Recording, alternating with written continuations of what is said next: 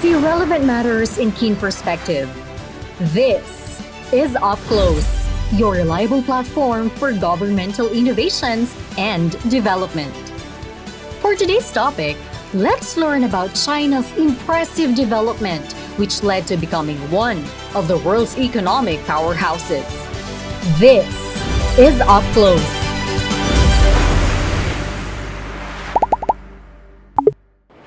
So before I give a brief historical overview of China, I would like to discuss first some quick facts about the said country. So the capital of China is Beijing. So the country's GDP is $14.3 trillion. Their population size is 1,397,715,000. So for their area size, it's 9,596,960 square kilometers. So for this short historical overview, I'll discuss first about the dynasties. So first is the Xia dynasty. So the Xia dynasty was the oldest of the three dynasties of antiquity, which are the Xia, Shang, and Zhou. So the authenticity of the Xia dynasty was never surely established by archaeological findings. So the Chinese scholars of the early 20th century doubted the historicity of the Xia dynasty and even called it inventions of mythology, like the stories about the Yellow Emperor Yao Shun or Yu the Great. So next is the Shang dynasty. So the Shang dynasty in Chinese sources, often called Yin, was a house ruling over a substantial part of what is today the northern China. So like Xia dynasty, Chinese scholars of the late imperial period also doubted the authenticity of Shang. So only the discovery in the early 20th century of the inscribed oracle bones near Anyang determined and proved that the Shang and their kingdom is indeed true. So also during this period, agriculture was the base of the economy. So next is the Zhou dynasty. So the Zhou dynasty was the dynasty that reigned for the longest period of time. So not only among all the Chinese dynasty, but of the whole world. And because of this, their political and ritual institutions were seen as paradigms and guidelines for all later dynasties. So the Western Zhou inherited the modes of cultivation and animal breeding as they had developed since the late Neolithic period. So also during this period, use of bronze tools became more widespread, besides agricultural tools made of wood, stone, bone, or shell. So next, the Qin dynasty. So the Qin dynasty was the first imperial dynasty of the ancient China. Standardization, most notably to currency, weights, and measures, was also introduced during this period. So they also built the first incarnation for the Great Wall that eventually spanned the whole of China northern frontier. So households were also registered to ensure a sufficient tax revenue during this period. So next is the Han Dynasty. So it was founded by the adventurer Emperor Gaozu, who took part in the rebellion against the short-lived Qin Dynasty. So the Han Dynasty was the first long-lasting imperial dynasty of China. So Emperor Gaozu and his successors were able to create a stable government with administrative apparatus taken over from the Qin, but enriched with the state doctrine of Confucianism. So next is the Jin dynasty. So it was founded by Sima Yan or Emperor Wu. So the territory of the Jin Empire covered the whole of China proper and in the beginning extended even to the western territories or modern Xinjiang.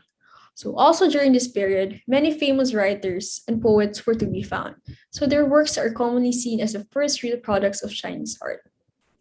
So next is the Shu dynasty. So the Shu dynasty reunited China after long centuries of division, known as the history as the period of the southern and northern dynasty. So the Shu had to balance conflicts between the elites of the north and the south, and to bring both under their domination. So during this period, the examination system was renovated as well as military system. So the law code of the Shu was the basis for the famous Tang Code. So next is the Tang dynasty. So the Tang period is particularly famous for its literary achievement, like the field poetry. Literary refinement became one of the preconditions for official career that resulted to the creation of examination system under the Song dynasty. So the Tang established the framework of China's civil service with its 3 departments and 6 ministries. So next is the Song dynasty. So the Song dynasty was one of the great dynasties ruling over China. So this period is seen as a time of economic, cultural, and social prosperity. So even though the Song only ruled over a relatively small area compared to the Han, the Tang, or the Qing dynasty.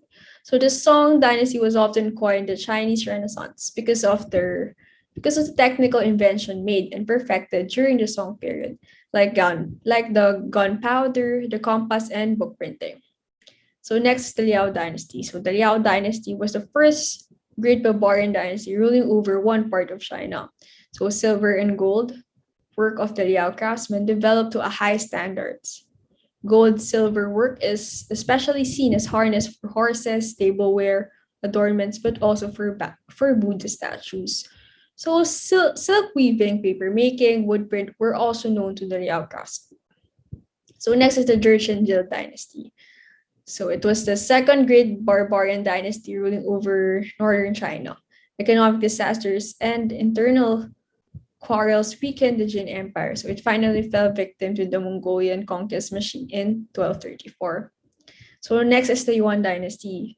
So it was the house of the great Mongol Khan Kubilai, or Emperor Shizu, and his descendants that ruled over China. So it is therefore believed that popular culture, especially theater, flourished during the Yuan period. So as a result of the restricted access of literary to posts in the administration. So next, the Ming Dynasty. So after 300 years of at least partial alien rule, the Ming Dynasty was the first native dynasty that ruled over the whole of China. So Mongol rule, elite wars, and a corrupt local government resulted to the Ming Dynasty urgent need for a thorough economical reconstruction, especially of northern China. So next is the Qing Dynasty. So the Qing Dynasty was the last imperial dynasty in China. So it was founded as a federation of non-Chinese tribes under the leadership of the Manchus, who originally lived in the northeast, a region later called Manchuria. So until 1770, the tax for the small peasants was the lowest of the whole history of China. So the crafts and minor industries in the cities were equally much higher developed in China than in Europe. So early on in the era, the Chinese seemed to be looking outwards. So they negotiated international treaties and even formalized cross-border trade. So these actions had never been taken before by any other dynasties. However, China was not able to catch up with European powers since they have centuries of experience in global commerce.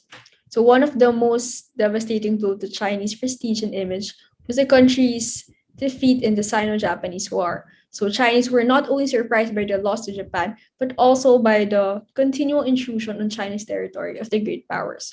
So some nationalists condemned the Manchus, while some blamed the corruption and the deterioration of Confucianism that was happening. So they expressed disapproval of Western influence, and they believed that return to Confucian principles and values were the only way of saving off the decline and disappearance of Chinese culture. However, many Chinese people still preferred change and reform. So by the late Qing dynasty, women were also becoming empowered and more active in demanding rights. So abolition of arranged marriages and campaign against foot binding are some of the demands they are fighting for. So also number of girls' schools also increased, and education even ignited activism during that time.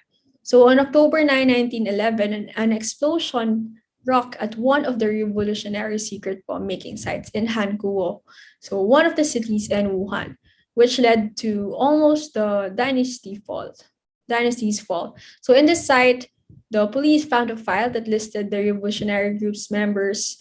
The revolutionaries were compelled to act since they were terrified that they would be identified and then arrested. So on the following day, violence erupted. So within a short time, many Qing troops in Wuhan joined the revolutionary forces. So by the end of October, troops in many provinces had allied with the anti-dynastic movement.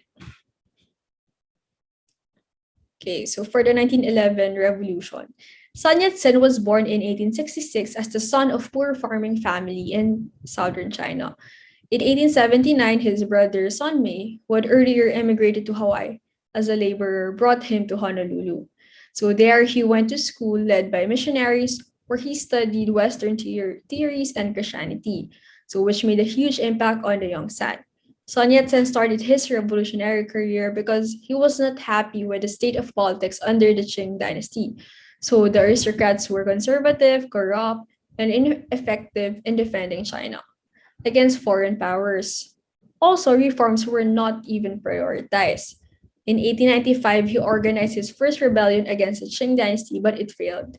So Sun spent the following 16 years in exile in Europe, Canada, USA, and Japan. So Sun seemed to be separated from the vast majority of Chinese population because he wore Western clothes.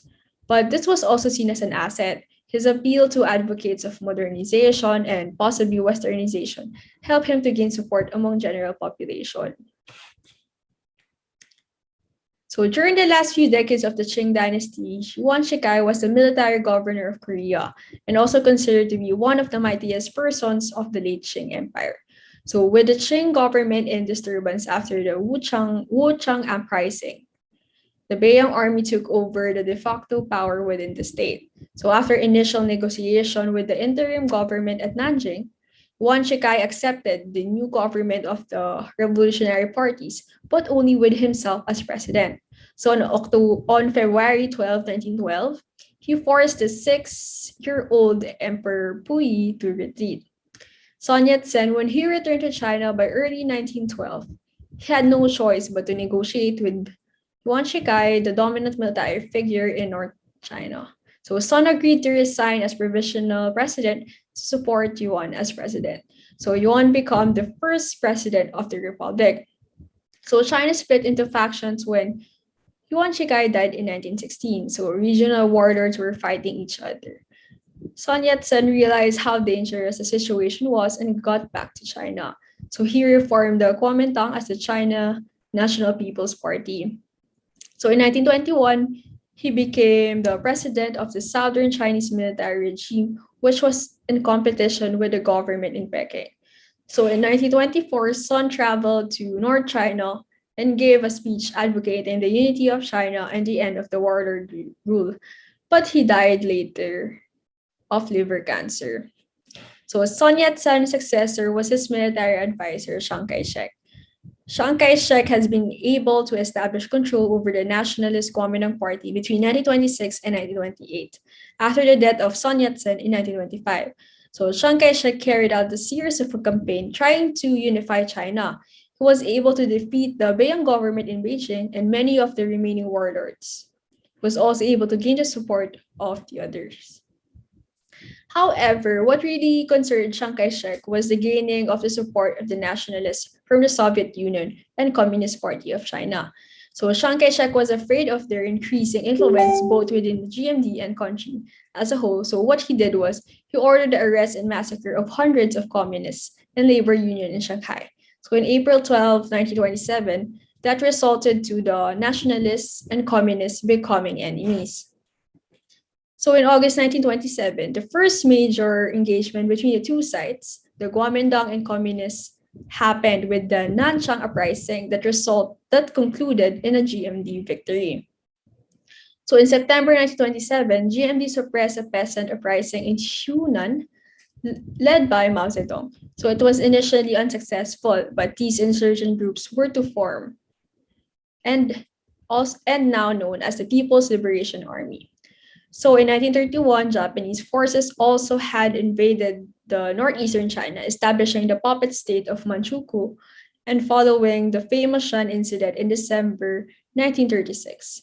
Communist and nationalist forces even agreed to a truce in order to present a united front against the Japanese amidst mounting tension.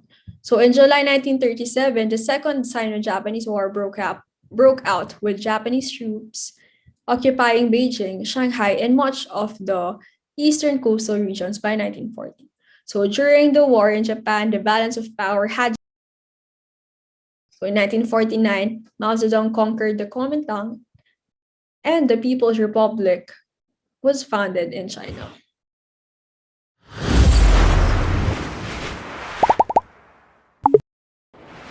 So the issues and challenges prior to modernization in China. So China in the 1950s focused on post-war reconstruction after 20 years of civil war against nationalists. The nationalists fled to Taiwan and put up their own civilization there. And the communists stayed in China, and they post-war reconstruction began, and it was aimed to promote rapid economic growth. And to achieve rapid economic growth, Mao Zedong redirected hillsides and wetlands to create new farmlands. However, this move resulted to environmental degradation and pollution. And in 1956, laws to protect the nature and wildlife were passed. So the Great Leap Forward was from 1958 to 1961. It was a 5-year economic plan. It was labor intensive, and it planned to develop agriculture and industry. But the results of the Great Leap Forward was disastrous, although it was promising, the intention was promising and aimed to promote development in China. It was still disastrous. Famine was widespread even in fertile agriculture areas. 20 to 40 million deaths were recorded, not only as a result of massive starvation, but also because of overworking to boost the said industry, because it was labor intensive. So issues and challenges prior to modernization when it comes to inequality and poverty. It highlighted the disparity between the rich and the poor, although it was communist already. So the rich and poor weren't supposed to be divided, but the rich were the royalties, the leaders. Inequality in China can be attributed to geographical location, social networks, and kinship. As said before, the disparity was because of the kinship, mainly because of the kinship. Labor-oriented employment, which involves peasants. In social dimension, shutdowns of schools and universities, land reforms were put in place, and it redistributed lands of the rich to the countryside. Landowners from the countryside resulted to working for the state on a wage basis instead. Before they were landowners, they were in charge of their own lands, how they want to use it. But after when Mao Zedong was in charge, everyone was forced to work for the government on a wage basis instead. Only the rich can afford healthcare, and by rich I mean the leaders and the royalties. And 70% of the whole population is not able to afford healthcare and pension. That is the rural population. In the 1950s, life expectancy was only 34 years old. In politics, the 100 Flowers campaign, Mao Zedong said, let 100 flowers bloom and let 100 schools of thought contend. This was masked as liberation to speak and criticize the government, which then encouraged dissidents to voice out their criticism and new ideas. But this resulted to a purge. 500 deviationists were killed because Mao noticed how many there were opposing him. The purge was called anti-rightist campaign. And ideologies, as even before, played an important role. In state capacity, governance and state capacity, it is still highly centralized. China's Communist Party prevailed. Mao's Little Red Book was distributed. It resulted to a cult-like rule. During the Cultural Revolution, it was required that all must carry a copy of the book. It reinforced communism, contained quotes from Mao Zedong. It ranged from politics, women, citizenship, etc. So the Cultural Revolution was launched by Mao Zedong to reassert his authority. It was geared towards the youth. The youth was tapped to lead the mobilization. They were called the Red Guards, and they attacked the elderly and the intellectuals. Maoist thought prevailed, and it was to get rid of the four olds, the old customs, old culture, habits, and ideas. So the 1968 production plummeted by 12%. and 1.5 million were killed during the Cultural Revolution, and imprisonment, seizure of property, and torture and humiliation prevailed. So the first 5-year economic plan was from 1953 to 1947. The 5-year economic plan was finished after 2 years of its implementation. It was over ambitious under Li Fuchun. He was the head of the state planning commission. It wanted to promote industry through production of iron, steel, electric power, engineering, construction, materials, and coal. The goal was to create a capital-intensive industry. The commission defined the target as to double the industrial output with an annual increase of 14.7%. Agriculture was to grow annually by just 4.3%. And actually, 76 million yuan, around $32.5 million were invested for the industry. 22% of the national income was invested for the plan.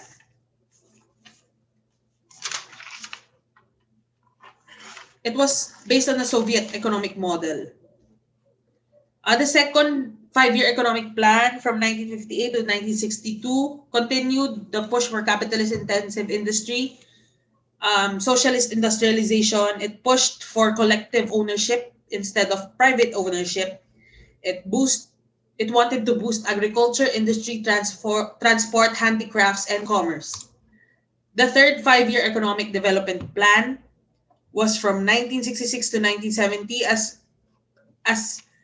As usual, it wanted to continue to boost the industry and agriculture, to provide. It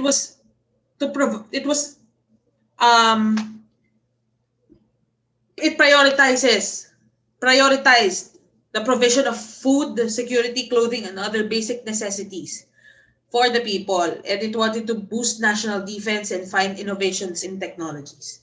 So that's it.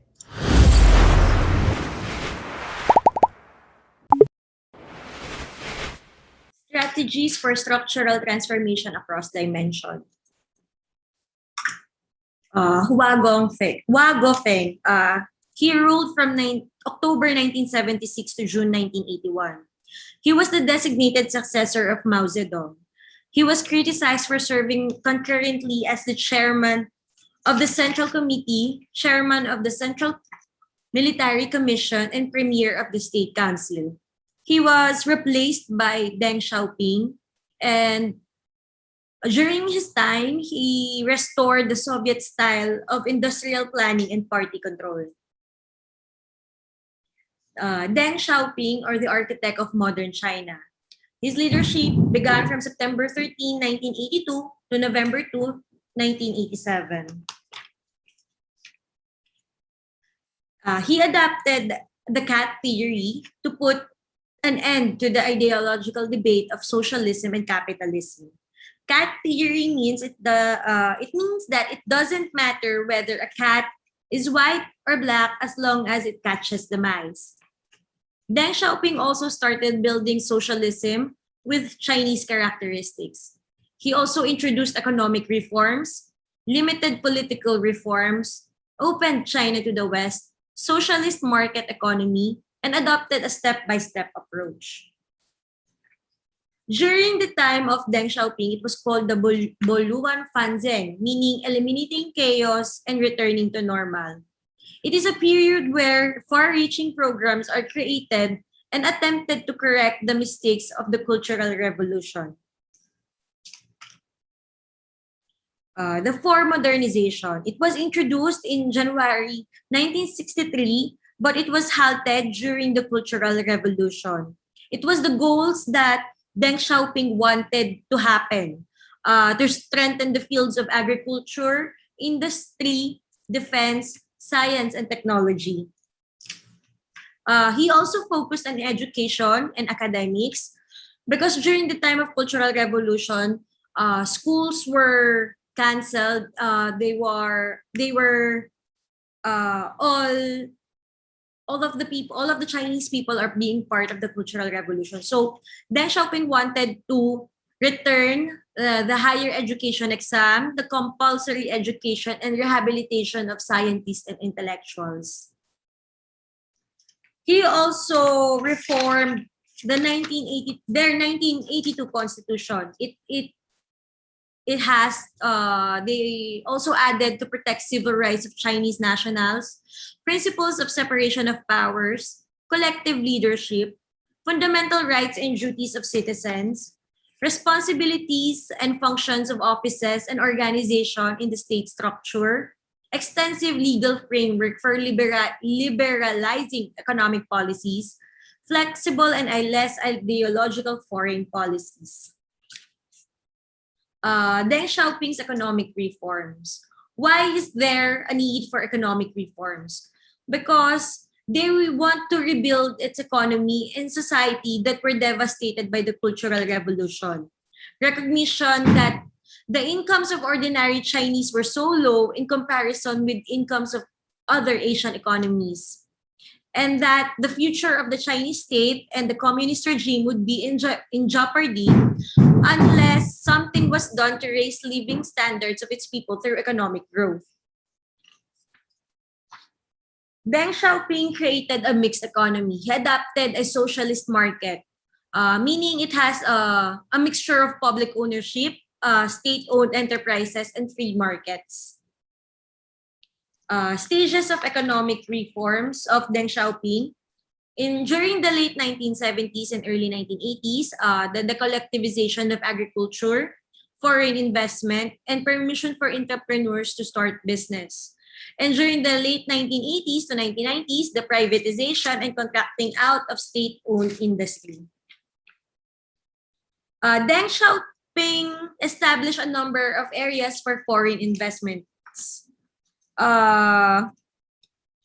These are the economic zones and open coastal cities, economic and technology development zones, the Pearl River Delta open zones, the Peninsula open zones, the open border cities, the high-tech industry development zones. He also adopted a socialist market economy concept. The changes brought an entrepreneurial boom that resulted in the emergence of huge numbers of entrepreneurs and venture businesses within China.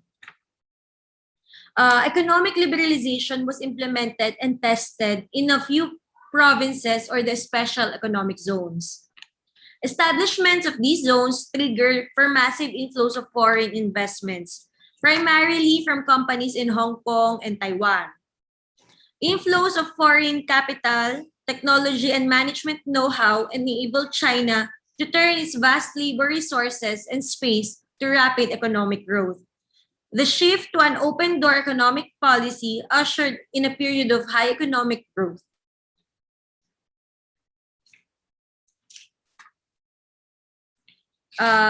Economic reforms in the late 1970s. He introduced the household responsibility system in the countryside, which farmers could rent a piece of land from the state and sell their surplus crops to open market.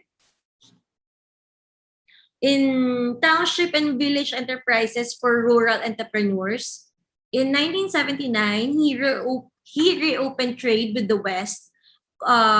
He also called it the Yin Jin Lai, or meaning to bring in. Like I was said in the previous slide, he established 4 special economic zones in South China. And in the late 1980s to early 1990s, he reopened the whole coastal areas of China, established the Zhu-Chu-Ku, or going out. Chinese companies began to invest abroad, and gradual implementations of economic reforms sought to identify which policies produced favorable outcomes.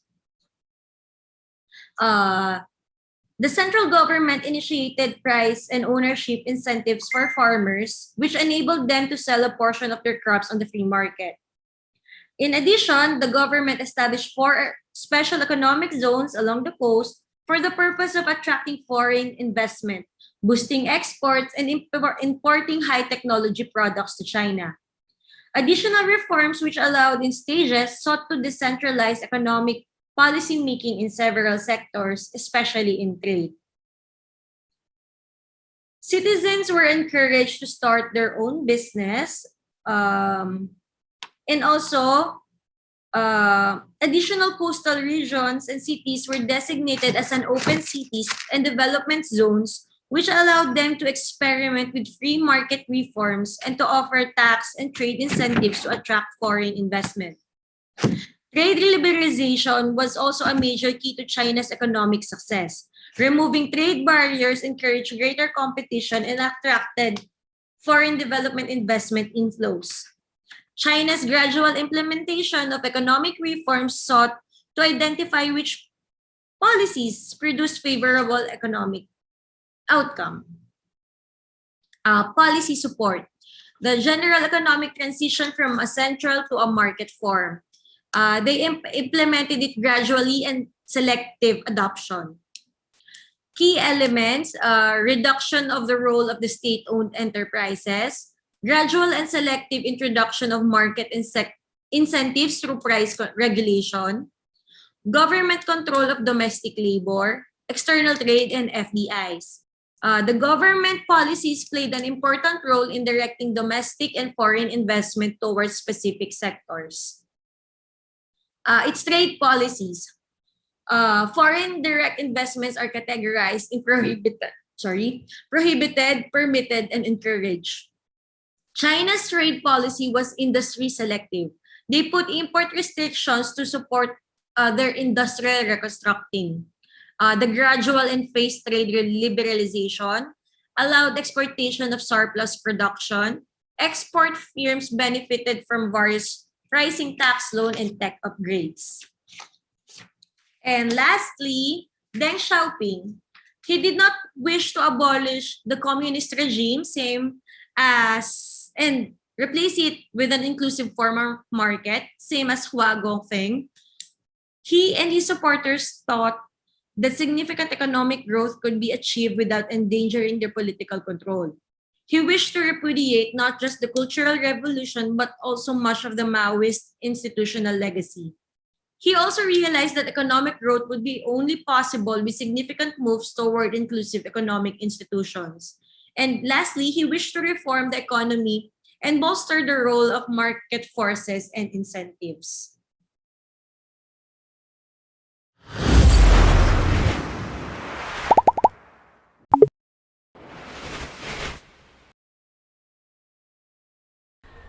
Good morning. Welcome to our program. Welcome to Z Radio 88.5 in Davao de Oro. And by the way, we are celebrating our first year anniversary in this radio station. And welcome to our discussion this morning. It's a little bit academic, but of course, we are so happy to be with us in this program. No less than the assistant professor of University of Asia and the Pacific. And he did also some research in political economy and international relations. He's a product of UP NCPAG. He took his master's degree in UP NCPAG, and he took also his PhD in Fudan University, Shanghai, and on PhD in international politics. My friend, my good friend, let's welcome to this program, Dr. Robin Garcia.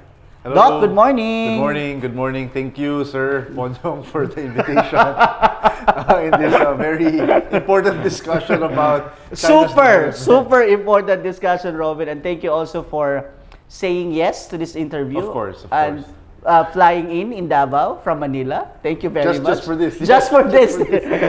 Impressive. Okay. Of course, this morning we'll be talking about developmental governance and some aspects of it, no? And let's put into microscope, of course, the country that we would like to study for this discussion. It's all about China. But before dealing with China, let's also contextualize in terms of development models, no? Development models, comparing the development models of the Western countries and East Asian and Southeast Asian. How do you compare is there any difference in terms of development models? Thank you for the question. Actually, during my research, I was doing my PhD in Shanghai, and we were trying to compare development models And my work and my research really focused on the question of why some countries are more liberal than others.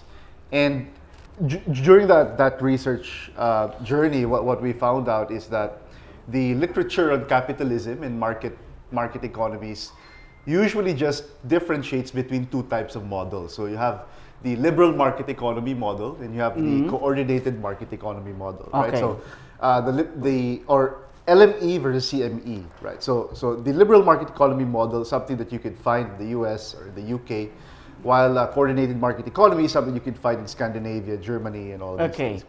The problem with that distinction, according to many scholars, is that it doesn't conform to the empirical record in East Asia, right? So you can see very different types of models in Japan, Taiwan, South Korea, Singapore, Hong Kong, as well as the second generation industrial states in Southeast Asia, like Malaysia, Indonesia, and Thailand, right? So the label that scholars use to describe those economies in East Asia is the developmental state, right? So it's a model that's quite distinct from the liberal market economies and quite distinct from essentially things that you could find in the West. Okay. And many scholars say that the developmental state model should be should be an addition to the two different types of economies you can find. But in terms of developmental state, among Asian countries and Southeast Asian countries, there are also distinctions. Isn't it correct? Yes, that's okay. right. That's right. So when you talk about a certain group of countries in East Asia and Southeast Asia, compared it to China, what makes it? What's the different characteristics of the developmental state of China and the other countries in Asia and Southeast Asia? Right. So the developmental state is sort of a description for a set of institutional characteristics, right? So one of those would be a strong state that can go above politics, right? So that's why you could see continuity in programs, and something actually you would find elusive in the Philippines, right? Because politics always dictate development models. But I guess also is the competence of the bureaucracy. So you see the best people taking their doctorates who are recruited in the bureaucracy. But I think the differences are along different variables, right? One would be temporal. The first developmental state really that was described is Japan. Okay. And then there are three little dragons in the literature that sort of follow the track of Japan. So you can find Hong Kong, Singapore, and South Korea, and also Taiwan, who sort of follow the model of Japan, and that enabled these countries to also be industrialized, right? But the developmental state is also should also be cast in light of what type of development strategy that the state pursues. So that's what you call export-oriented industrialization. So essentially, the government invests in several sectors, strategic sectors that it will develop to make sure that it can compete globally, right? So, and therefore, you can see the heavy intervention of the government in specific industries like automobiles, chips. You can see telecommunications. And with China, something that you can see is also heavy state intervention. So it's quite different from the model of the US, where the free market reigns, right? So in China and all of these countries, the government invests strategically and heavily in sectors that they think could compete internationally. So you can see with China right now, in fact, China is the world's biggest investor in innovation right now. So you can see a lot of cars, a lot of telecom companies, artificial intelligence. And it's also the biggest investors in scientific research. But they're saying that if you infuse more state control over these industries, it would be detrimental to the industries. But you're explaining that it's quite different, no? Yes. While other countries are relaxing their state interventions, China and other Southeast Asian and Asian countries are putting more emphasis on state control. Right. Actually, that's great. But we have to begin with this whole idea that the free market is a misnomer. It's never free. In fact, when people who argue that we have to create free markets, it's still the government who enables the market to Because be free. basically policies are there, Exactly. regulations are there. It's still the free market is a lie. It's untrue, right? It doesn't exist. You need adjudicatory mechanisms of the courts in order to resolve commercial disputes, right? That's still the government who does that. So you need an institutional makeup to make the free market free. And therefore, it's not free because you have the government. Yeah. Right? So yes, it's quite the opposite that you can find in East Asian countries where government intervenes heavily in industries, heavily in political and social life. And that's something you can see actually extensively with China. So scholars are saying that because China is in East Asia, that you can also describe China as a developmental state. But there are differences, as you might have asked earlier. Yes. And actually, I want to address that point by saying that it would be more accurate to say, to describe China's developmental state with Chinese characteristics. And what are those characteristics? Yes. Can we discuss all those samples of those characteristics? Right. I think the main characteristic is that the Chinese economy is run primarily by an authoritarian state. Okay. Right. So that in itself is quite different from other. So system of government is really vital. It's vital, and it's also different for China because a lot of the East Asian countries operate in a democratic society. Like even if Japan or South Korea have very strong governments, it's still a democracy. But China is not. But it's also one of the most successful countries in the whole world. Precisely. China was able to sort of uplift 800 million people out of poverty in the last 4 decades. So that's quite amazing. Huge. It's a different kind of journey. But at the same time, heavily invest in industry. And one of the programs that China has right now is what you call Made in China 2025. So it's as they all say, God created the world and the rest is China. Right, that's true.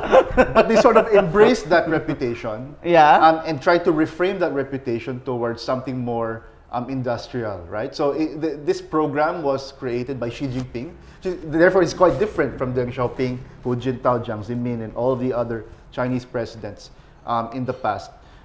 Because when Xi Jinping created this program in 2015, the idea really was to pursue high-tech development, high-tech innovation by year 2025. So it's just 4 years from now, and I think China is on the way to achieve. So you have political system. The second one is the pursuit for innovation and excellence. Yes. And what are other things? What are China's distinct characteristics in terms of developmental state? Well, those are the primary things, but I think one of the things that might also be notable is What about political party?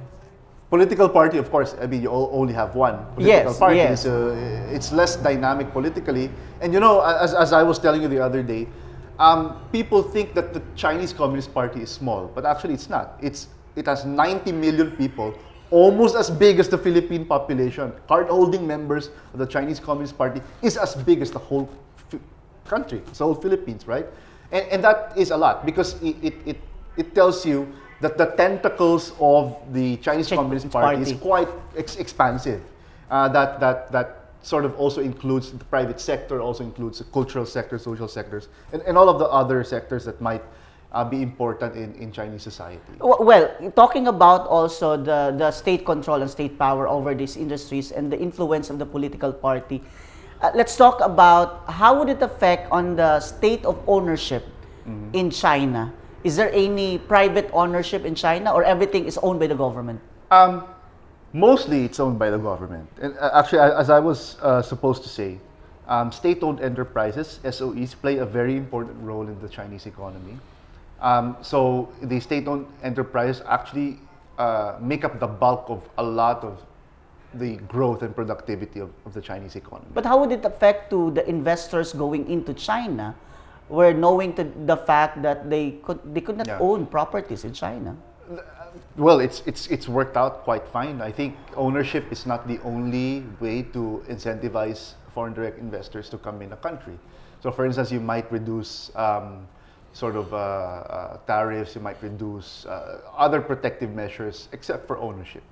But again, that's the point, right? If the empirical record says that you do not need to liberalize to attract investors, then you don't have to liberalize your economy at all, right? So Correct. it's quite different from the neoliberal model that we've been used to think from all the Filipino economists, from Gerardo Sicat to Solitas Monzon, to all the economists that have argued, specifically the UP School of Economics, who've argued that we need to liberalize the economy, but we don't. And therefore, the debate about constitutional change, if you look at the Chinese model, might be uninformed. Yeah. I mean, it's not nuanced according to the experiences of these East Asian countries. Okay. Now, you've mentioned a while ago about two great leaders of China, the current and the past leaders of China, and discuss also in between those leaders, no? Right. And the significant transition of China from its previous state to its Right. current state. One of the great leaders that we can identify is Deng Xiaoping. Right. Now, let's discuss what made it so distinct. What is so important Xi Right. Jinping's intervention in terms of uplifting China from the previous state to its current state? To answer that question, we have to look what transpired before before Deng Xiaoping came to power. So you have Mao Zedong, right? Mao Yes. Zedong was essentially the revolutionary leader of the Communist Party of China that took over in 1949, right? And eventually, after a couple of years, 20 plus years, Deng Xiaoping Deng Xiaoping was a successor. And during Mao Zedong's time, there was essentially China became closed, right? It closed everything. It tried to become self-sufficient. You have the Great Leap Forward that became a tragedy as well. It was a tragedy. It was a tragedy of massive proportions. Proportions. So many people died because of hunger, and they thought that the communist model of industrialization would work, but it didn't. Right. So that was the backdrop for when Deng Xiaoping came to power, when he assumed the presidency. Or he might as well learn the great lessons from the Mao Zedong experience. And I think that was what he did. He argued. So when Deng Xiaoping came to power, he implemented a policy, of course, the opening up of China, which happened in 1978. But that coincided also with the opening up of the world, such as Ronald Reagan in the United States, Margaret Thatcher in the UK, and then of course you have Deng Xiaoping in China. But Deng Xiaoping, while he opened up the economy, he did not really had a complete break from Mao Zedong. I mean, the Chinese economy still heavily, the Chinese state heavily invested in the Chinese economy, and during that time, Deng Xiaoping really focused on a lot of capital expenses, right? So the difference is Deng Xiaoping invested in a lot of industries, but under Xi Jinping, they still invest in a lot of industries, but with a focus on innovation and research. So that's quite different. They realized that to be able to, of course, they became the manufacturing capital of the world. But they realized that to be able to compete and sustain the growth, they need to innovate, right? And create value-added goods through technology and all these things. Something that you can find in a lot of East Asian countries like Japan. So you have the likes of, and also the South Korean experience by them having sort of achieved very massive growth through Hyundai and Samsung and all these companies that we currently see in the world market. What about Xi Jinping? Under Xi Jinping, you see Tencent, you see Baidu, you see WeChat, you see Alibaba, you see cars like Geely. You can see them in the Philippines now. But can you see a major distinction among the strategies of these two leaders? In terms of economics, I think it's mainly innovation. But in terms of politics, Xi Jinping went back to the core, more authoritarian model of Mao Zedong, right? So in fact, the argument is that Xi Jinping is the second coming of Mao Zedong. He's trying to concentrate power onto himself. So it started with a huge anti-corruption drive in China in 2013 up until now. So what he did was to purge the Communist Party of all his perceived enemies. And he used corruption as the platform. As the platform. And a vehicle. And a vehicle to remove his enemies so that he can control and consolidate his power. And I'm sure you know this very well because you're a keen student of politics and a keen advisor of many important political figures Well, in the Philippines. not as expert as you, Robin. No? Talking about industrialization, and of course the state benefited from it. Of course, the countries became popular because of that industrialization strategy. But how do people benefit from these industrialization efforts? Yeah, so the industrialization really has a lot of benefits. For one, you can see that there will be more employment because the state invests in factories, the state invests in manufacturing plants, the state invests in very productive sectors where people can sort of be part of. But at the same time, you also upgrade the skills of these people. Invest in manufacturing plants. The state invests in very productive sectors where people can sort of be part of. But at the same time, you also upgrade the skills of these people because you teach them new technologies, you teach them new ways of doing things instead of just doing maybe nursing or other non-manufacturing jobs like in the services sector. So and I think that was a model with China. Because China used to mainly be an agricultural country. So what happened was you shifted the skills of these people towards something more useful, something more high-tech, and therefore, because of that industrialization drive, you had to develop your education system, right? You had to offer new courses, you had to really focus on skills that might be used for industry, right? Something that benefited a lot of people. In fact, you can see a lot of very, very good engineers, software developers in China, a lot of good scientists who the United States then, get. But now they're all the exodus. I mean, it's over. I mean, they're all going back to China because China, is also investing a lot in education. And I'm actually a product of that. Precisely, you're a scholar. I think you're funded with the China's government, Xi Jinping Xi Jinping's fund for my studies. Thank you very much, China, Mr. President Xi Jinping. Thank you. Now, well, talking about so many things great things about China, no, and how the accomplishment of China over the years and the great leaders that it had. But what do you think? Is there any other current development issues that China needs to address? There are a lot. So one would be the effect of the COVID-19 pandemic. Why? Right? So the COVID-19 pandemic essentially removed a lot of jobs from the Chinese people because the Chinese economy essentially stopped for a couple of months. And that affected so many industries also. And while the trade war between China and the US has maybe made foreign investors think twice, the pandemic made these investors decide to move out of China, and therefore, it essentially affected the Chinese economy and employment and growth.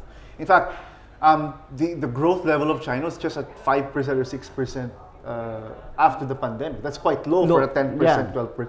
Essentially, China has to sustain 8% to be able to continually pursue what we call performance legitimacy or output legitimacy. What that means is that the reason why the Communist Party of China is sustained for the last couple of decades, in fact 100 years as of the other day, is because of what you call performance legitimacy. That the Chinese people is willing to give up their human rights and other types of rights in exchange for economic well-being. That's why the Chinese people continually support the Communist Party. But when you don't have jobs, that affects the power of the Communist Party to sustain itself. Precisely. And that's why it's doing a lot of things, such as the South China Sea disputes, trying to project its power abroad so that it gets domestic support. Correct. Yeah. So essentially, that's how China is affected by the pandemic. How about the areas of environment? Is it a development issue for China? It is, definitely. In fact, China is the biggest polluter in the world, right? Because it's currently the biggest, still industrializing country. And when you industrialize, you really destroy the environment, right? And so it's a huge issue for many Western countries. In fact, in global environmental governance, China was always at the center of the conversation. It is an issue for a lot of countries, But inside China, I think it's not so much of an issue. Of course, aside from the pollution in Beijing, they can't see anything. They can't even see their own sun. They probably have to solve the problem of the environment. But as of now, I don't think it's a huge. Although they're investing a lot in green technology, green cars, electric vehicles, and all of these things. About poverty, is still Poverty high. is still an issue, of course. So I think less of the poverty, but more what you call the GD coefficient. It's more the inequality, right? So I mean, while you remove a lot of people in poverty, the asymmetry between the rich and the poor is increasing, and that might create enmity among Chinese population against the government, right? So that's something that they still have to address. Again, going back to performance legitimacy of the Communist Party of China, if they want to sustain their power for another 100 years, then they would have to create new sources of development and output and performance. Okay, this is gonna be the last question, Robin, no? And we need to know what can Philippines learn from this experience of China? There are a lot. Are we far from a developmental state? Very far from the development. Very far. I think this is a very interesting discussion. President Marcos actually tried to do the development model of President Marcos is the closest to a developmental state.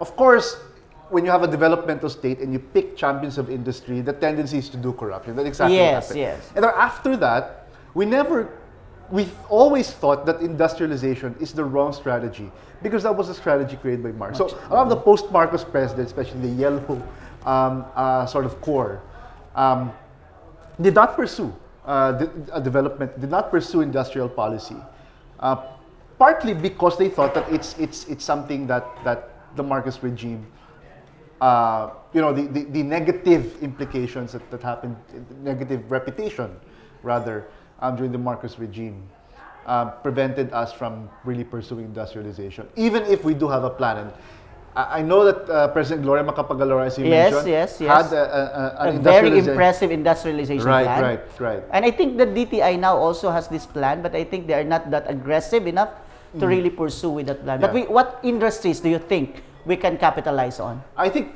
maybe semiconductors, right? Semiconductors and chip making, something that we could really Or focus value on. adding in agriculture? Right, innovation in agriculture technology, right? It's something that we can export because we have a lot of experience in agriculture. It's not towards a developmental state, it's still towards a neoliberal model. And I think you have to fix that first before you create institutions to implement a developmental state or industrial policy. Something that a lot of scholars, more progressive scholars, have noted, right? That we have to have a shift in the way we think towards development issues. Well, thank you very much, Robin. It's a very rich discussion this morning, rich. and I would really, really love to thank you for this. Of course. For giving us this opportunity, that sharing to us your expertise on China, and well, thank you very much. Of course. Thank you also. Well, we would like also to greet, of course, my classmate in PA291 on developmental governance, and of course to my professor, Professor Marivic Raquiza. Thank you very much, ma'am, for a wonderful semester. And thank you very much also to my classmates for a very, very lively discussion every class that we have. So once again, thank you very much and see you soon.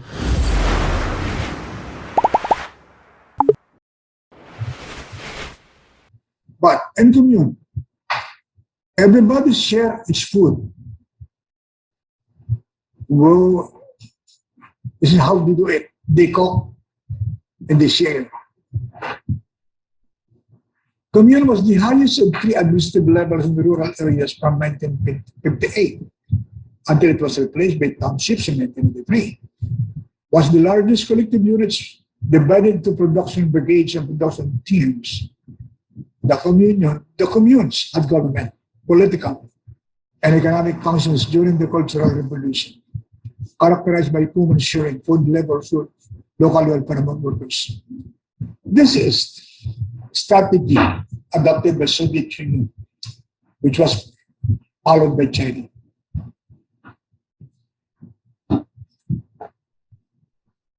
This is the commune. They're working, the mass people.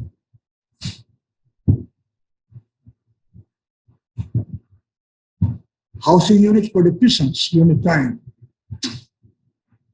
But there are different phases of Mao's era. People in the urban are not similarly living and poverty and deprivation as the people living in the countryside. But Mao has a bigger heart towards the people and the peasants, among the peasants, and the proletariat, the people who has nothing to do but their own labors in the city.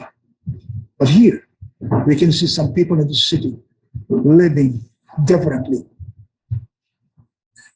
The people's communes were formed to support the Great Leap Forward campaign and remain an inseparable part of the campaign. Each commune was a combination with smaller farm collectives and consisted of 4,000 to 5,000 households. Larger commune consist of up to 20,000 households. The communes exercise management and control of all rural resources, as labor and land.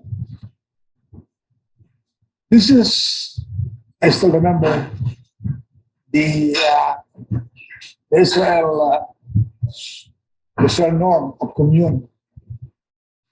The Israel is practicing the same thing, especially this Israel coming from Soviet Union. When Israel was formed, they have, we call it Israel equivalent for this commune.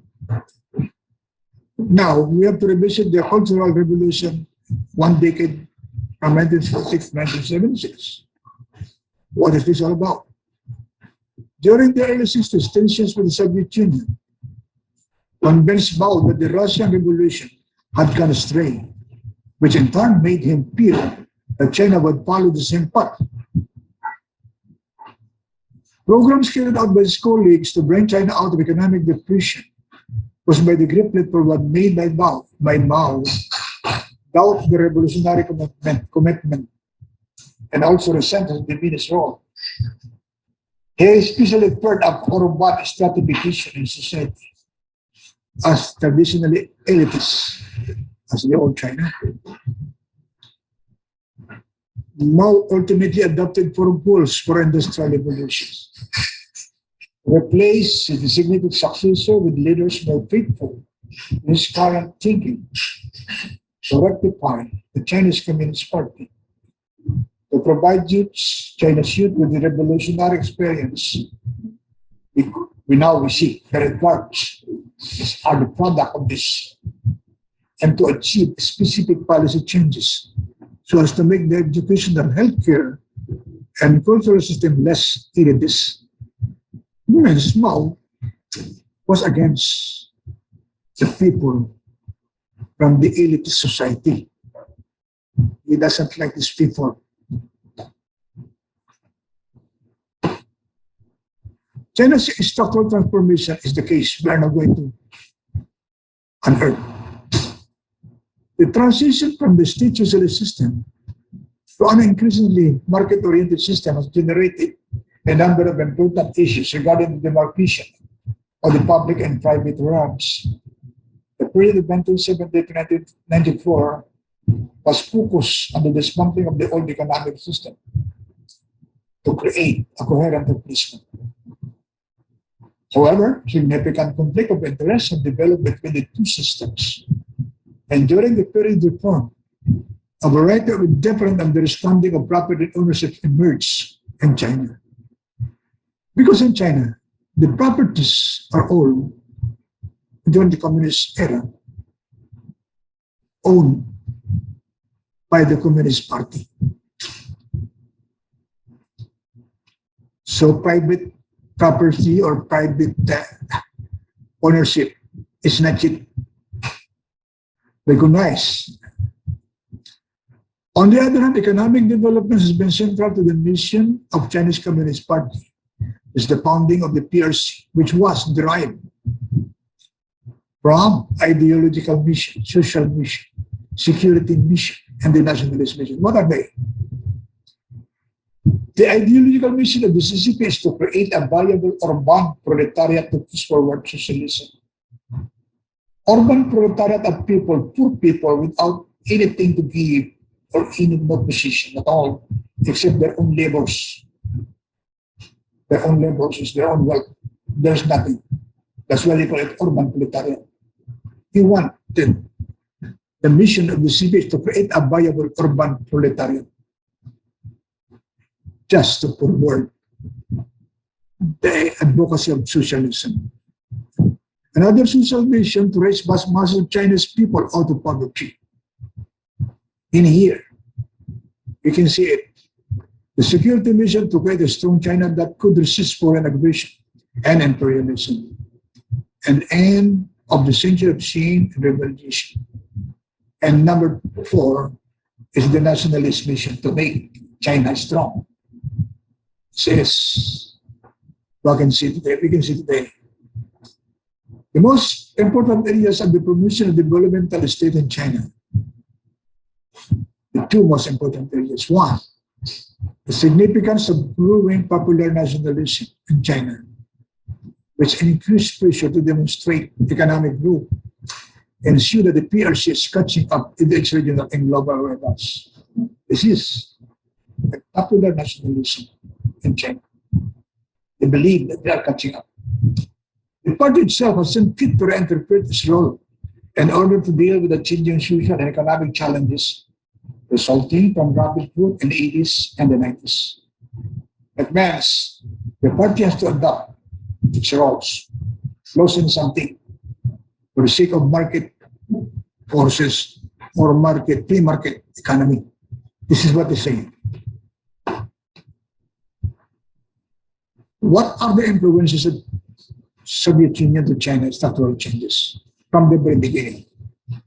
We should look into this. The super movement campaign to eradicate hidden counter-revolutionary was part of perceived opponents in the People's Republic of China under Mao Zedong between 1955 and 1957. The term Sufan can roughly be taken as referring to parts of counter-revolutionaries. Similar campaigns have been carried out within the Communist Party of China as early as 1942. This is a parallelism. Mao directed that 5% of counter-revolutionaries were to be eliminated. During the purge, around 214,000 people were arrested and approximately 53,000 died. The purging. This is how they purge counter-revolutionaries. Execution. The end of Soviet influence in China was effectively ended during the end of the Korean War with the immediate threat from the West over. The People's Republic began to move away from its dependence on the Soviet Union. In other words, China was depending on Russia from the very beginning, immediately, during the early days of communism, of Mao, because Soviet under Stalin contributed so much in the development and rehabilitations of the countryside in China and the civilizations. It also terminated the self-concession in Xinjiang in October 1950 years, returned for control of Port Arthur. This is one very strategic port close to China, which was taken by Russians. Russians returned this port control to China during the time in 1955. Another likely reason is the suspicion that USSR has something to do with counter-revolutionary movement in Communist China. We can always believe that China and Russia are not really good friends or allies. They just live alone their own existence for their own self-interest. They don't give a damn about other interests. They just make themselves accommodate the others for their own interests. They're taking.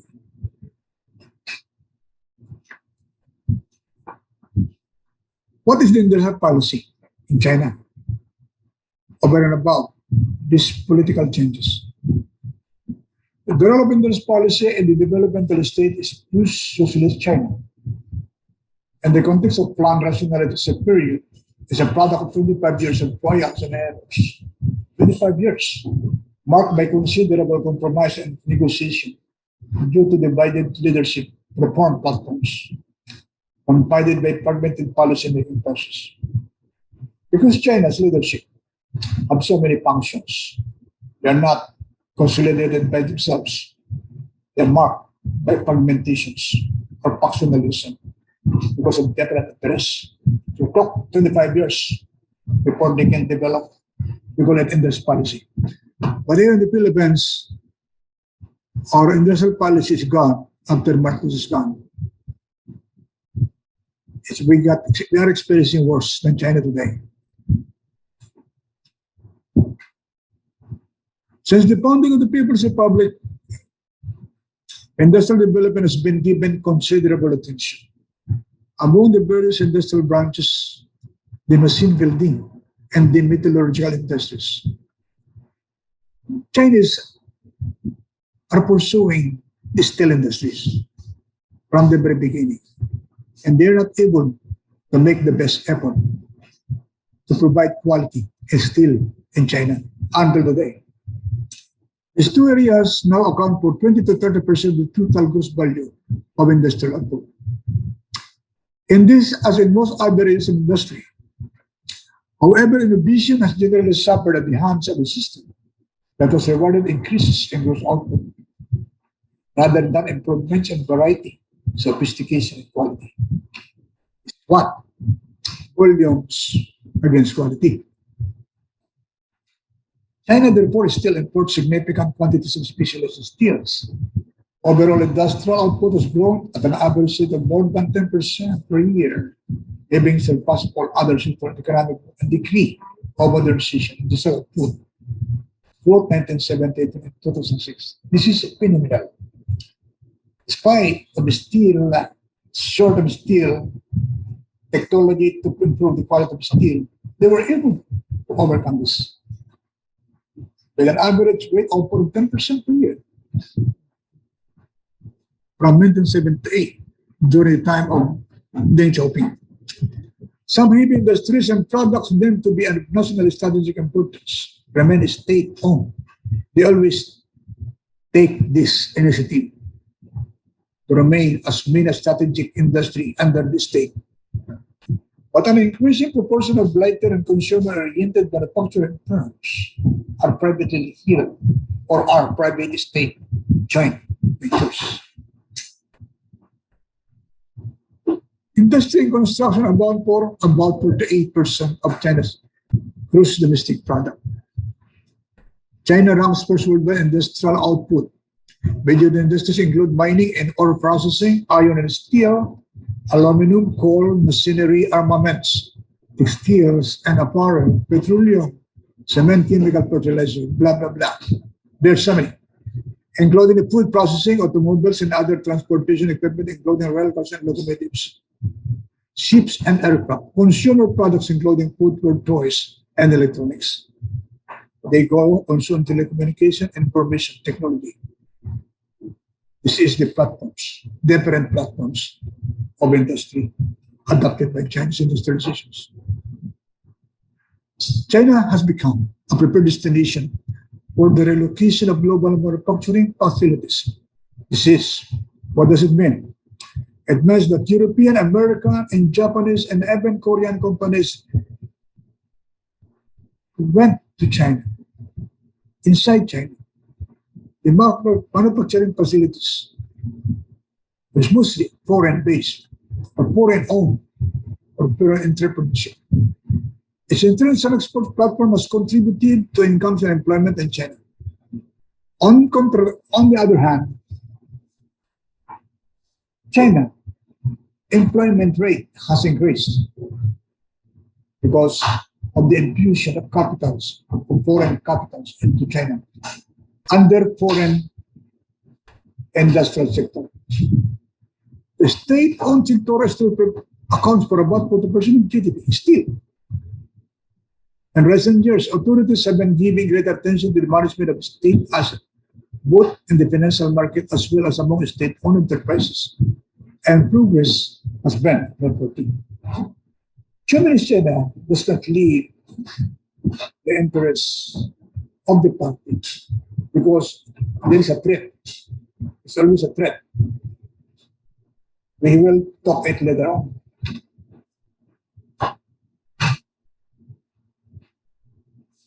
The establishment of modern enterprises to a clear definition of property rights in 1998 was another platform. The creation of the four industrial sectors in China. What are they? The state sector is composed mainly of the state-owned enterprises. This is equivalent to our GOCC. GOCC. This kind of sector protects the interests of a state all along. This is one feature of what we call it the governmental state. In China, do it more above the average protection given by Korea and Japan to protect the interests of governmental state. China did more. Another sector is the collective sector composed of township and village enterprises. The picture that was depicted early on in these presentations is the commune, I should say. The people from the peasants and the countryside collectively come over. We will explain it later on. The private sector is composed of what Chinese financial data refers to individually owned enterprises. This is a private ownership or private small businesses owned by the people of China, much from family lineage. Foreign sector comprised companies predominantly or wholly owned by non-Chinese, referred to as other ownership enterprises. Let me see. Let us discuss each of the sectors. The state-owned enterprises is a legal entity that undertakes commercial activities on behalf of the government. Their legal status varies from being a part of government stock companies with the state as a regular or dominant stockholder.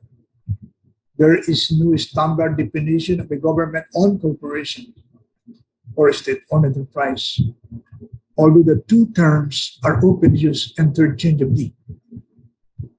The defining characteristics are that they have a distinct legal shape and they are established to operate in commercial affairs, while they may also have public policy objectives.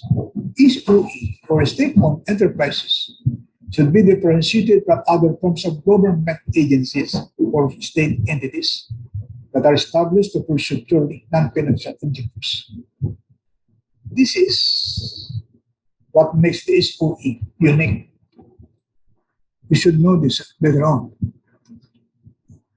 The role of the Chinese Communist Party in SOE has varied at different periods, but has increased during the role of the current General CCP Chinese Communist Party General Secretary Xi Jinping, with the party probably taking a commanding role in the all SOEs as of 2020.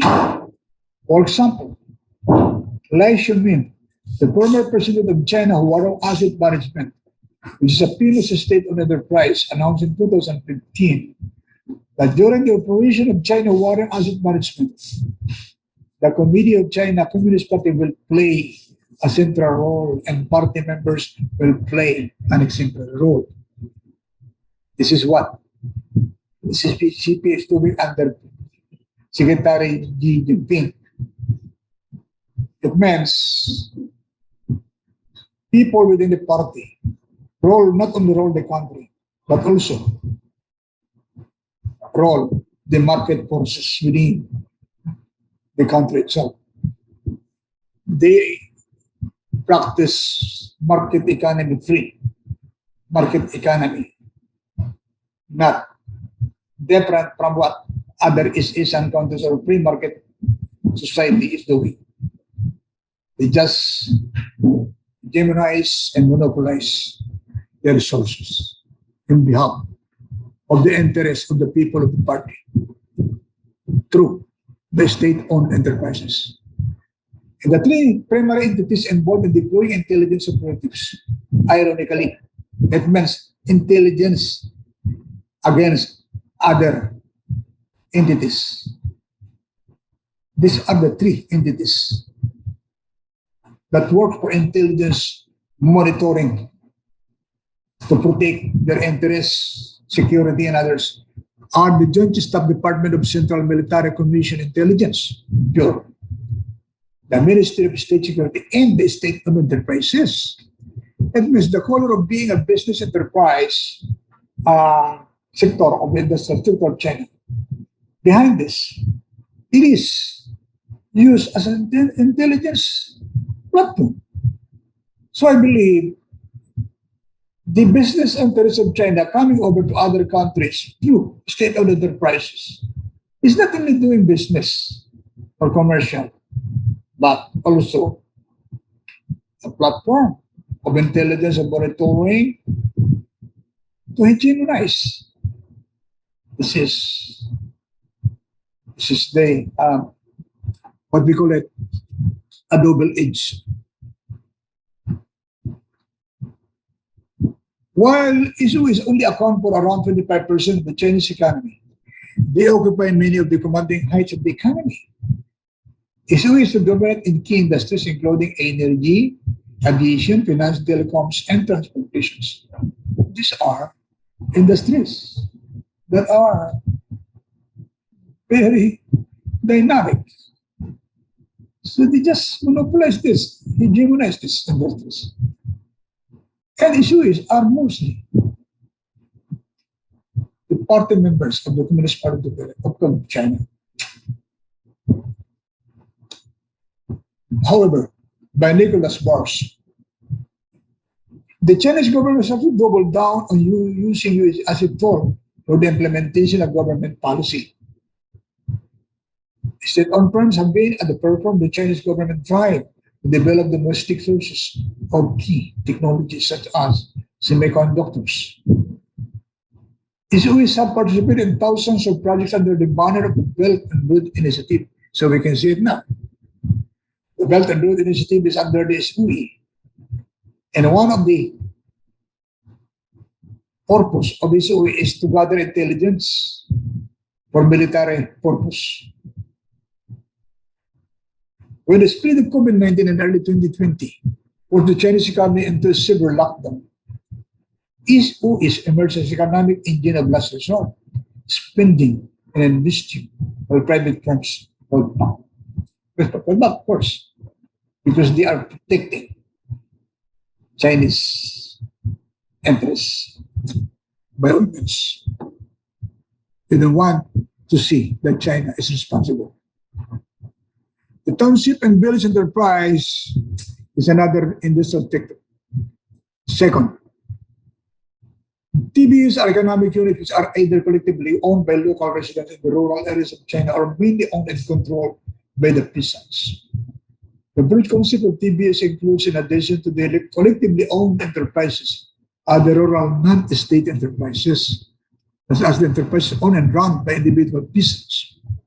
The collectively owned township and village enterprise, however, account for 2/3 of the output of all TBE. TBE have played a significant role in the growth of the Chinese economy since the economic reforms of 1978. They accounted for 61% of total industrial output in the year 1999. And their annual average real growth rate over the 10-year period 1988 to 1999 was as high as 19%. Imagine that. It's only the local people, the peasant people group into one business collectively. And they contribute 61% of total industrial output. Whilst the literature of the Chinese economy recognizes the role in the growth process, TBE have not received the attention they deserve. They are lurking the shadow, we call it. We know very little about the structures and performance to be due they are major force in Chinese growth and development. Various indicators of private productive efficiency per section of TBE and the manufacturing firms are estimated and compared with those for state-owned enterprises and for some of the major international competitors.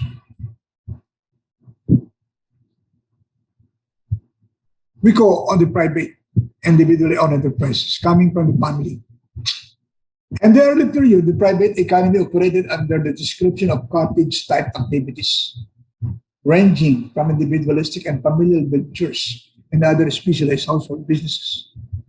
The latter were family-operated businesses in carpentry, construction, embroidery, and fish farming, which often extended beyond the immediate family and workers. Historically, entrepreneurship was discouraged in Chinese society, and IU is developed with very little institutional support from the state. Pinabayaan pala ito. Hindi masyadong iniintindi ito. Private owned din. While specialized households were permitted to operate family businesses such as carpentry, construction, embroidery, and fish farming, it was 1979 before the State Council of China officially endorsed a policy recognizing the contribution of entrepreneurship towards economic development as a supplement to the socialist economy. It was only 1979. Nagbago. Private enterprises approved by the 13th Congress of the Chinese Communist Party and 1997 National Congress were defined as profit-making economic organizations whose assets are owned privately and which hire more than 8 workers. This is the definition of individually owned enterprises.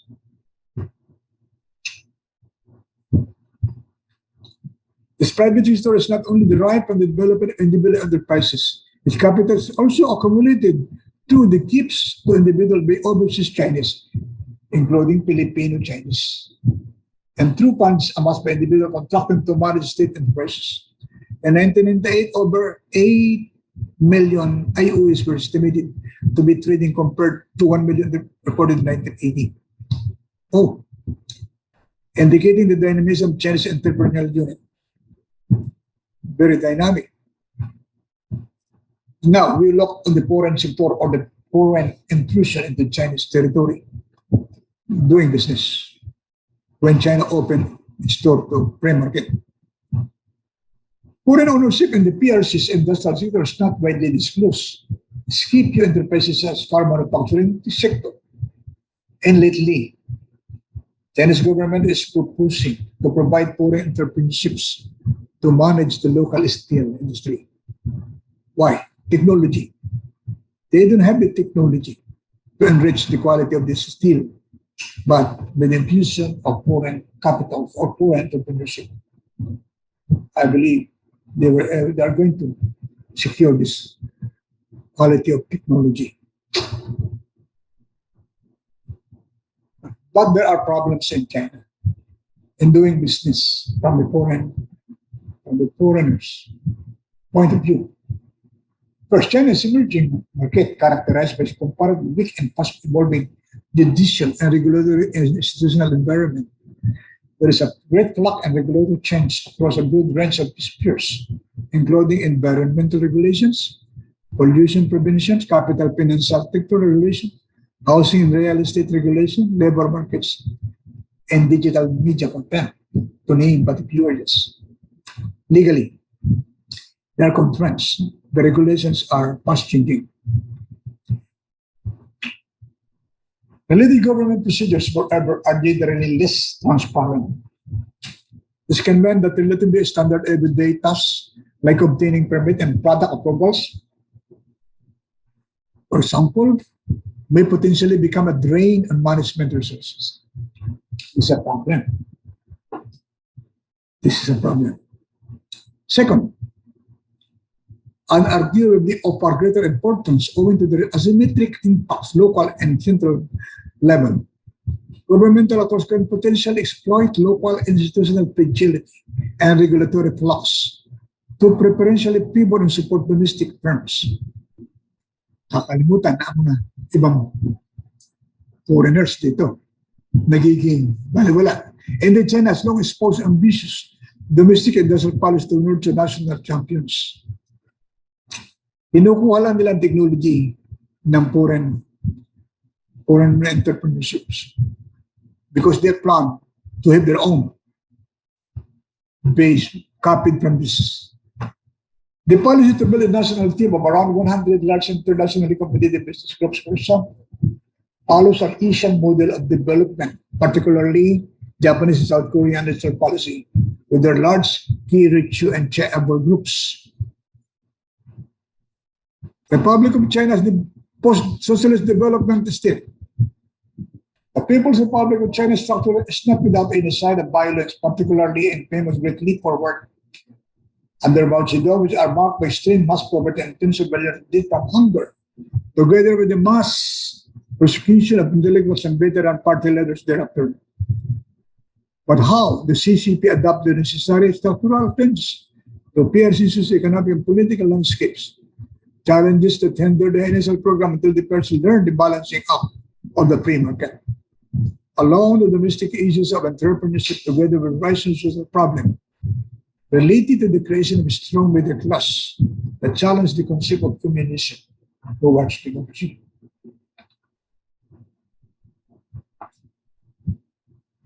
The issue relative to state autonomy and state capacity and its distinction provides essential and pushing the understanding how the PRC able to work through tiers of uncharted territories as an emerging capitalist state on charting its course towards economic development.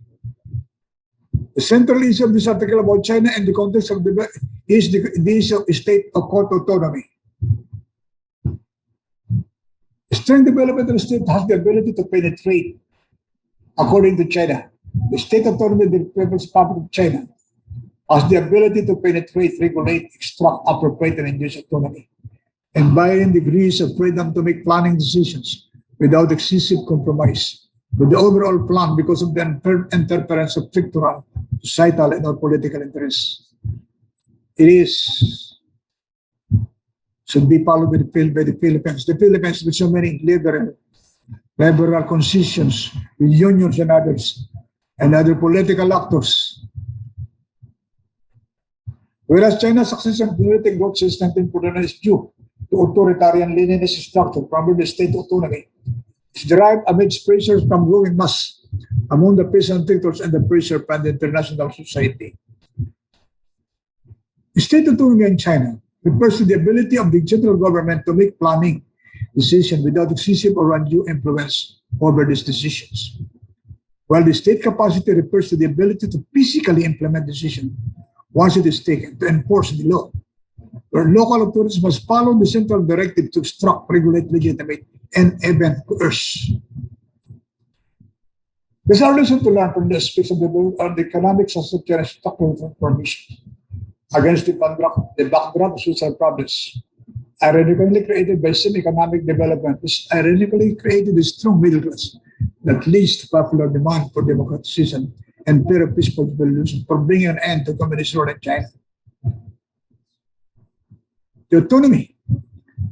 The emergence of two significant reforms born of a continuous struggle between the central government and the province over the control of finances and the transfer of resources from the province to the central government are the new tax reform of 1980 and the reforms in 1994. The new tax system allowed the provinces to return surpluses over the amount set by the central government, but this led to a range of special bargaining and a net fall in the government gross revenues as proportion of GDP. The pressure on the economic reform from the newly emerging social classes, from this peasantry, thereby reducing the state autonomy over the society. Creating integration to the world economy has greater adherence to international standard and practice, thereby reducing the scope of economic policy innovation. The reforms in 1994 apparently solved the problem with the new tax system of 1980 through a careful agreement under which taxes were to remain at the provincial level in what was expected to be returned to the central government. However, the result of this agreement exacerbated inequalities between the richer and the poorer provinces. Meantime, Beijing has encouraged provinces to play to their strength as part of the reform program, and the decentralization of its decision is widely regarded as an economic important component in the economic dynamism of the PRC. However, this has inevitably reduced central government control. While there has been significant conflict over the distribution of resources between the province and the central government, Huang has suggested that the party obtain powerful control over provincial appointments And thus, this in turn has strengthened the political authority of the central government.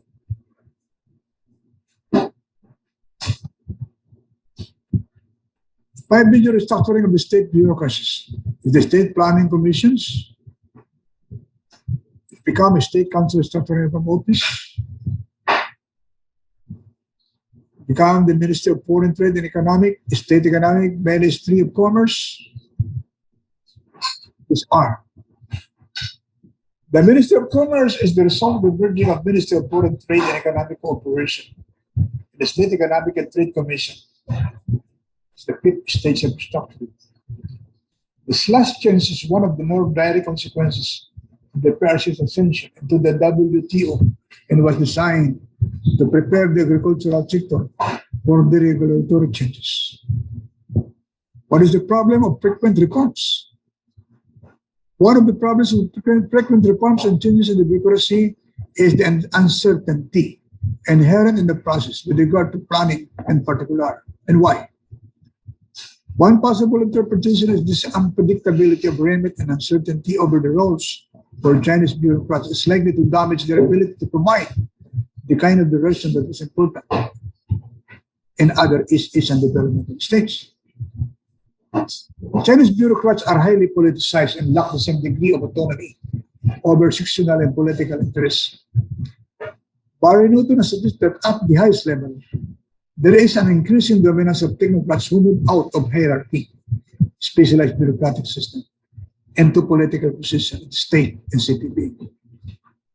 This is the bureaucracy has lack, we call it political autonomy is lack. Masama pala. Hong argued that the key problem of the Chinese state has been divided into centralized bureaucratic government. There is a lag between the development of new economic paradigms and the adoption of new political paradigms by key political actors. Epic. While economic reform might create a more market-oriented system, many political leaders at the local level continue to operate under an old paradigm associated with the state plan systems. This is the problem. Nakadikit pa rin sila. Overshadowed by different perspectives of the outside world, some trumpet the emergence of China as an economic superpower. Others regard the Chinese state as being at the point of imminent and disastrous collapse, a challenge indeed. The slow starting base of the Chinese economy, recovering from decades of foreign invasion and civil war, and the relevance of the high factor inputs in the early stages of a state-socialist system, both at the PRC and the first 2 decades, notwithstanding, much or exceed that of any developed or developing society in East Asia, except Japan, South Korea, and Taiwan.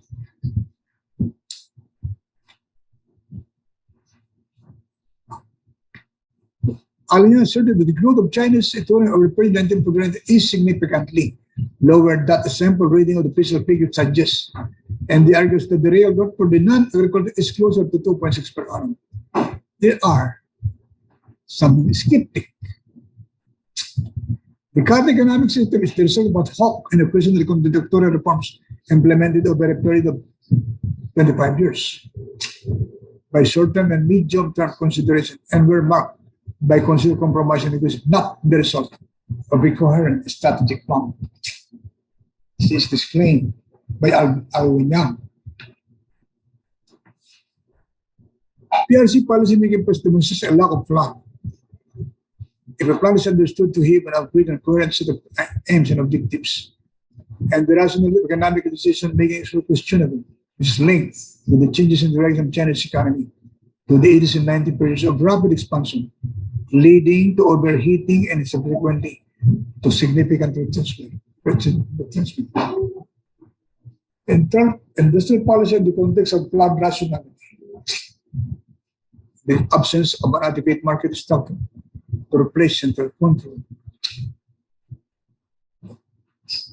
Development stages or what is important development. The question remains valid, the answers remain simple. These are observations by Sean Muslim and others. They do not really accept.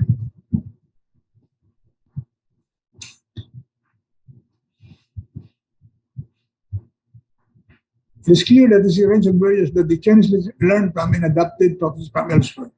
The special economic zones based on the Taiwanese experiences and the South Korean model as a model for China automobile policy, albeit with limited successes. Establishment of modern systems which would require a much clearer definition of property rights and a thorough reform of the industrial financial system, including changing the role of the People's Bank of China, had serious consequences for the large sector of China's economy, especially the still state-owned enterprises and the move to increase the marketization of financial sectors. Entry to the World Trade Organization several limit economic policy tools open to the Chinese leadership and the ability of the state to promote economic growth.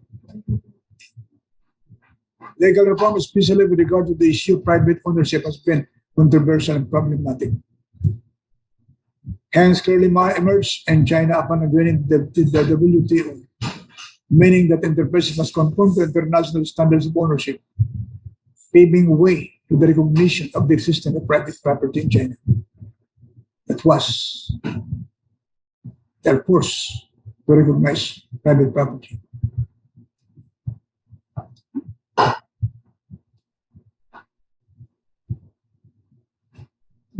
They only suggest, according to the World Bank, that 10% in China are viable. But they also believe that reforming them was highly problematic and politically contentious. There's a perceived boundary between state official and private capitalists in China, and that many public now exist in quasi-private, quasi-public bodies. Ideas and ideology. Ideology and ideas are the one that catalyze the ambition of China for growth, play as an important role in the development of China, although part of the more complex reform is not under more detail. These are good reform, abandoning Marxist-Leninist economic Deng Xiaoping time. However, ideas and ideology remain important and mercy as a mechanism of legitimation and as a guide to action are most obvious and theories of the Chinese leadership attempt to promote development of the state. These ideas and ideology. First, is the growing significance of popular nationalism in China. And the second, that CCP has found it necessary to interpret its historical role in order to deal with the changing social economic challenges that has resulted from the rapid growth of the 80s and the 90s. Dilemma economic growth with popular nationalism. The central focus of the CCP under Deng Xiaoping and sentiment has been to generate economic development and link to Chinese nationalism. Economic growth in China is a means to an end, the end being establishing the purse as the greater power in this international stage. New dilemmas for the Chinese leader is the greater demands of popular nationalism than the ability of the leadership to deliver when this demand is incomplete with a desire for economic growth. The need for good relations with the United States and Japan are important for economic growth, and China's need to soften anti-US protests. Following the 2000 spy plane incident which killed a Chinese pilot in collision with US aircraft, popular anti-Japanese sentiments concern the ability of Chinese leadership to conduct a mature relationship with Japan. The developmental project of the CCP leadership is therefore considered by the need to ensure that it's not a pursuit to Japan or with the United States, which in turn reduces state economy with regard to rational planning. Chinese variant of development from the classic Northeast Asian model, Japan, Taiwan, and South Korea, is a fruit of various challenges rooted from the basic condition in China, the size and the levels of poverty and deprivation that exist, especially in Western China.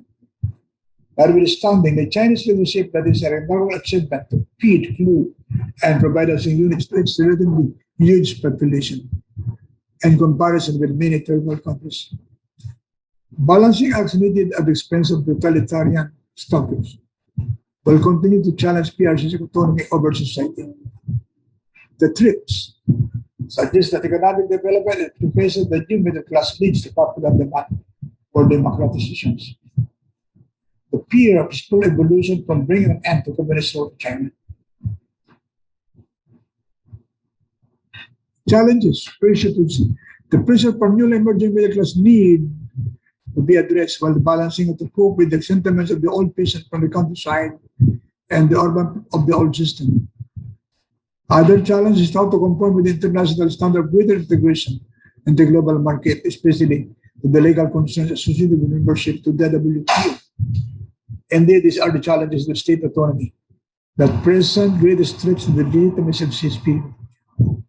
That present greatest threats to the legitimacy of the Chinese Communist Party developmental state strategy.